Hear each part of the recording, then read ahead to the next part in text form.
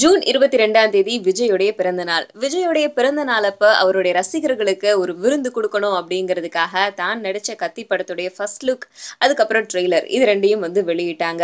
ஆனா இத பார்த்த ஆப்போசிட்ல இருக்கிற கருத்து சொல்றவங்கலாம் என்ன பண்ணியிருக்காங்க அப்படின்னா, இந்த ஃபர்ஸ்ட் லுக்கும், இந்த ட்ரெய்லரும் ஏதோ ஒண்ணு ஞாபகப்படுத்துதே அப்படின்னு ஆராய்ச்சி பண்ணி, இந்த படத்துடைய ட்ரெய்லர் தி வொர்ஸ்ட் அப்படிங்கிற ஆங்கில படத்துடைய ட்ரெய்லர காப்பி பண்ண மாதிரி இருக்கு. இந்த படத்துடைய ஃபர்ஸ்ட் லுக் ஒரு அமெரிக்கால வர மேகசினோடைய முதல் பக்கம் மாதிரி இருக்கு அப்படின்னு சொல்லிட்டாங்க.